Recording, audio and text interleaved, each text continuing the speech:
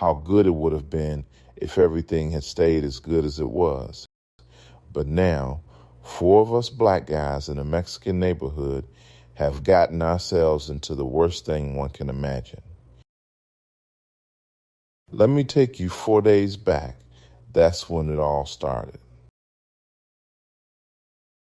My name is Marcus. I'm 25 years old, an ordinary man. It's been 6 months since I finished college, and I don't really know what to do anymore. This morning is like every other morning. Nothing special, nothing better. I'm leaving the house to do God knows what. All I know is I'm going out, probably hanging out with my boys, then heading back home in the evening to take care of my mother. And that's it. It just keeps going like that. The best part of my day, or what feels like the best part, is when I go out in the morning and meet the only 3 friends I have. Not because they're black, but because they're the only black people in this neighborhood.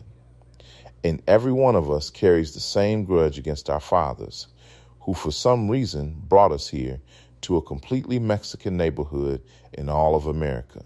My father was a delivery guy. At least that's what my mother told me when I was young. He brought me, his only son, and my mother from a black neighborhood to this Mexican neighborhood.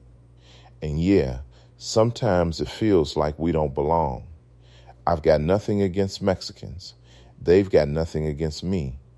But when you live in a place where you can't find another black man for miles, you start feeling it anyway. I've seen black guys in town here and there, but there are only 3 guys I grew up with, my best friends. The first one is DeShawn. He's still in college. He was my junior, studying the same thing I did. He wants to move to Florida and become a businessman, just like his father always dreamed. His father used to work for Mexicans, doing what most people did around here until he was shot while working in their territory. DeShawn is bright, ambitious. Trey is probably the smoothest one, and he got his anger from his father, who, according to him, walked out when he was young. He dropped out of school after getting into a fight with a Mexican kid in high school. He's a good guy most of the time.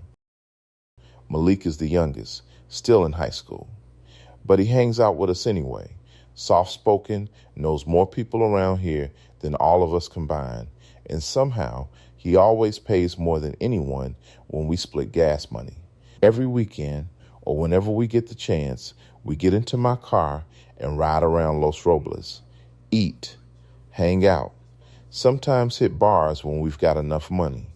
4 black guys in a small town full of Mexicans where most people make their living selling dope locally or out of town.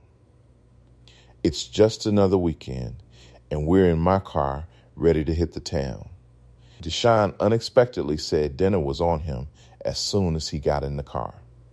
Me, Trey, and Malik in the back just looked at him for a second and didn't say anything that would remind him he said the same thing last time. Malik wanted to go to the Crossroads, a bar out of town where we went last time. That's where most black people from around the area usually went. There was a beautiful black girl there last time, Malik said, one I had never seen before. Trey immediately disagreed, said she was looking at him and that he talked to her when he went to the parking lot. That's a lie, Malik said. Me and DeShawn just stayed quiet, watching it unfold again.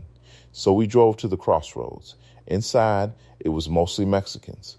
A few guys Malik knew from school. 3 Korean guys sat in the corner. One we recognized from the neighborhood. The black owner was behind the counter making drinks. We sat, ordered food, then drinks. DeShawn suddenly said he remembered who Michael was. His father used to work with my father, he said. Trey laughed. You always connect everything back to your father like he ran the whole town. He could have owned this town, DeShawn said, if he hadn't been shot. Trey shook his head. Nobody cares who got shot anymore. That's just how it is here. I stopped him. Do we really need to talk about all this right now? I said. We're here to have a good time. Malik kept scanning the room, looking for that girl, and honestly, so was I. Then she walked in. A a young black girl, beautiful, the kind you usually only see in movies. She wasn't alone. Another black girl and a white girl were with her. Malik noticed first. "That's her," he said. Trey jumped in. "I told you I talked to her last time." "No, you didn't," Malik said. "I was thinking about all of it. It's not very often these guys even find a girl of their own race around here, let alone one like her. And I also kept thinking there was no way all the Mexicans and Asians around here hadn't already taken their shot with her. There was just no way. So I decided to get up and walk over to her the moment that thought crossed my mind. But my boys were quicker than me, and as expected, Malik and Trey were already on their feet, walking up to her like they were racing each other. They both stopped on each side of her at the bar counter and said hi. She smiled first, then greeted both of them warmly and shook their hands. Me and DeShawn were sitting at a table across from the counter, close enough to hear everything. "Are you new around here?" "I haven't seen you before," Malik asked. "I came back after 5 years. I was studying in the city," she said. "That's good. So you're from around here?" "Yeah." "Where exactly?" "Crestfield." "Oh, okay. That's not really far from here." "That makes sense," he said. Malik stayed quiet for a couple minutes before asking another question, and Trey, standing on the other side of her, had clearly been waiting for that moment. The second Malik went quiet, Trey jumped in and got straight to the point. "You're from Crestfield?" "I've been out there a lot. I know a few people around there. Can I buy you a drink?" She looked at him, smiling slightly, then answered a few seconds later, "Actually, I've got friends waiting for me over there." She motioned toward the table where her friends were sitting. "Oh, no problem." "We can all drink together," Trey said. By then, she had already turned back toward Malik, probably noticing he felt left out. "Where are you from?" she asked. "Me? I'm from Los Robles." "Are there more black families out there?" "No. Maybe 2 or 3 here and there. But we're all from the main town, and we've known each other forever." He pointed toward us. She gave us a small wave, and we waved back. Honestly, it almost felt like it was time for us to join them. But me and DeShawn stayed where we were and decided to wait for them to mess it up first and maybe learn from their mistakes. "Don't worry about him. He's my cousin." Trey jumped in. "We can all have drinks with your friends. They've been sitting there a long time." "I'm not his cousin. I'm his friend," Malik said. "Here, Gloria," Michael said as he placed the drinks on the counter. He'd been listening to the whole conversation while making drinks behind the bar. "It's okay. You can sit with them. They're good people. They come here a lot." Trey and Malik looked at him for a moment, then helped her carry the drinks over to her friend's table. Me and DeShawn picked up our chairs and joined them. She talked to us warmly, like she already knew us. Me and DeShawn just sat back, waiting for it to go nowhere. We talked, we drank. Everything felt normal for a while until later when we stepped outside. 3 Korean guys were surrounding them. We stepped in. Nothing exploded, but something felt off. We went back inside. That night, I couldn't stop thinking about her, and I was just glad nothing bad happened. I got up Sunday morning and left the house like usual. I picked up my boys, and like expected, all of them wanted to go back to the crossroads. For some reason, I didn't feel like it. I tried to talk them out of it. DeShawn agreed with me, but Malik and Trey pushed back. We drove anyway. About 45 minutes later, we were back at the bar. Michael was at the counter. Same faces around, same place. We sat down, ordered drinks. We were scanning for either the Koreans or Gloria. We took our time this time. Talked, laughed, killed time.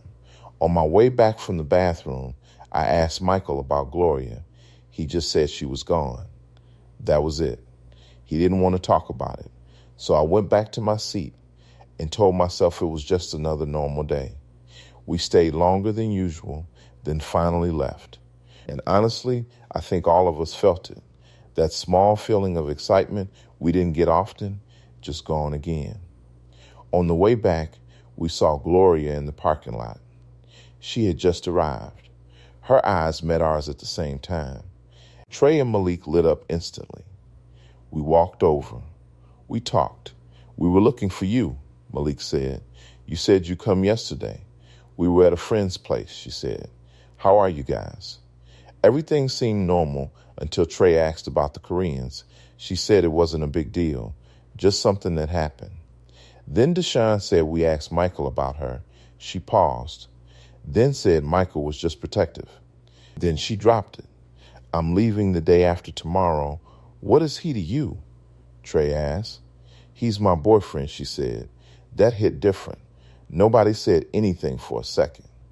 Then she told us about a small party at her place before she left. Trey said we'd be there before I could even think.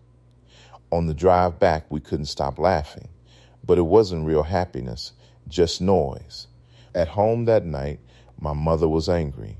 Another argument. Same old story. I told her I wanted to move to the city. She said no. I smashed a glass and walked out. 2 days later, we went to the party. It was a big house, more people than expected, good food, good energy. Then the announcement came. Gloria was engaged to Michael. Malik broke first. Trey acted fine, but wasn't. DeShawn stayed distant like always. Me, DeShawn, and Trey stayed together most of the night. The food was good, so we ate well and drank plenty. But we kept an eye on Malik the whole time because the young guy was clearly heartbroken after hearing about the engagement. He planted himself at the bar and just kept drinking. And honestly, I'm pretty sure Gloria noticed it. Michael probably did too. Both of them kept checking on him every now and then while we stayed back watching from a distance. It was a good party. And like all good things, it eventually came to an end. Most of the guests had already left, and the few who were still around had moved outside. We were the last ones still inside because we couldn't find Malik. DeShawn and Trey went looking for him, but came back empty-handed. So we said our goodbyes to Gloria and her family and headed outside to wait. Malik was already out there, just standing still, looking stunned. We walked over to him. "Time to go, man," I said. "It happens. That's life. You'll be all right in a couple days," DeShawn added. "I saw Diego Vega," Malik said. "What are you talking about?" Trey said. "Man, you out of your mind? We were all pretty drunk, and none of it made any sense. First of all, you're drunk," I said. "And even if you did see him, so what?" "There's no way Diego Vega goes anywhere without making his presence known," Trey said, drunk himself. "He rides around with 4 cars and 20 guys at all times. And honestly, all I could think about was who was going to drive us home." Right when that thought crossed my mind, we heard noise coming from the side of the house. I looked over and saw 5 or 6 Korean guys surrounding a young black kid. It was Jason. "Leave the kid alone," came out of my mouth before I could stop myself. But I kept my voice low enough that only my boys heard me. "It's those Asians," Trey said. "What are they doing here?" Malik stared at them for a second, then started walking toward them. We had no choice but to follow. "What are you guys doing here?" Malik shouted as he got closer. We were right behind him. "Stay out of it, kid. You're drunk," one of them said. "You're not supposed to be here. This isn't your territory. Nobody sells drugs around here." "It's fine," Jason shouted, turning toward us and waving us back. "Just leave it alone." "No," Malik kept walking. "They're not allowed to do this here." I looked around and realized everyone else was gone. All the guests had already left. It was just us on the side of the house. One of the Koreans stepped forward and punched Malik square in the face. He dropped instantly. The second that happened, we ran toward him, not to fight, at least not in my head. I just wanted to get to Malik. DeShawn bent down to help him up and caught a kick to the ribs for it. Then Trey went down too. And before I knew it, I was on the ground myself. Jason tried to stop them, but he wasn't enough. The Koreans left him there and rushed into the house instead. Jason ran in after them. I stayed on the ground staring at the house, thinking they had completely lost their minds. Then a gunshot went off. Everything went silent. Nobody moved. I looked back at my boys. DeShawn and Trey were sitting on the ground staring at the house just like me. Malik was still unconscious. Then Gloria came running out screaming. They killed him. They killed him. I got to my feet immediately. What happened? I asked. They killed Michael, she cried, running toward me. DeShawn and Trey were helping Malik up by then. He was finally starting to come around. They shot Michael. They killed him, she repeated. None of us were fully in our right minds. We were drunk, shocked, confused, so we just stood there holding her while she cried. Then the Koreans walked out of the house, and suddenly all of us got quiet. Behind them came Gloria's parents, Jason, her aunt, and Michael's mother. They all looked completely stunned. Her mother and aunt were crying uncontrollably. The Koreans walked closer, and one of them said, "Now you see what happens. You think we're scared of anybody? No." Then they turned around, got into 2 black cars, and drove off. I had so much alcohol in my system that everything looked blurry, almost dreamlike.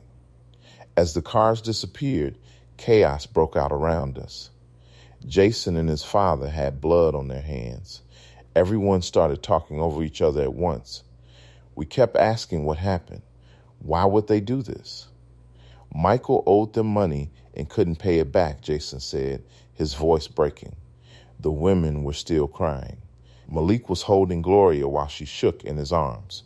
Her father just stood there staring at the ground. He looked like a man who had spent his whole life trying to avoid a moment like this, and now he was going to carry it for the rest of his life. And while I was thinking that, I heard cars coming back. I turned around and saw those same 2 black cars speeding toward us again. Everybody stumbled backward. The cars stopped hard, and the men stepped out. We all looked at each other, not knowing what was coming next. And honestly, I think we would have gone at them this time. But they had guns. There were 5 of them. The one who always did the talking stepped forward. "My name is Chin. We don't want any more blood. We just need our money. It's business." We kept coming to him, but he wouldn't pay. He should have paid us a long time ago. "We'll pay," Gloria's father said desperately. "Please, just leave now. I'll sell the house, the bar, everything. We'll pay you." "I'm afraid that won't be enough," Chin said calmly. Then he pointed at Gloria. "We talked to her many times, and she still doesn't listen." "We'll pay you like my father said." Jason shouted, "You need to leave now." As I said, that's not enough. By then they were already close. 2 of the men grabbed Gloria by both arms and started forcing her toward the car. "We're taking her," Chin said. "Contact us when you have the money." Malik rushed at them instantly and got dropped again. We moved forward, but Chin and another man raised their guns at us. "We don't mind more blood," the other guy said. Gloria fought with everything she had, but they forced her into the car anyway. Then they drove off.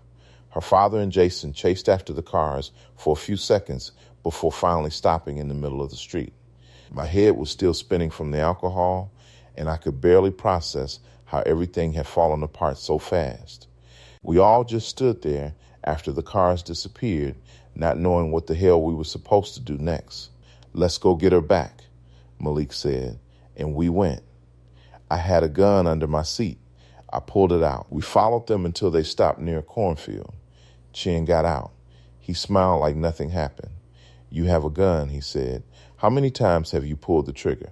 Then he said it clearly. "Kill Victor Vega." Then he shot Trey. Everything collapsed after that.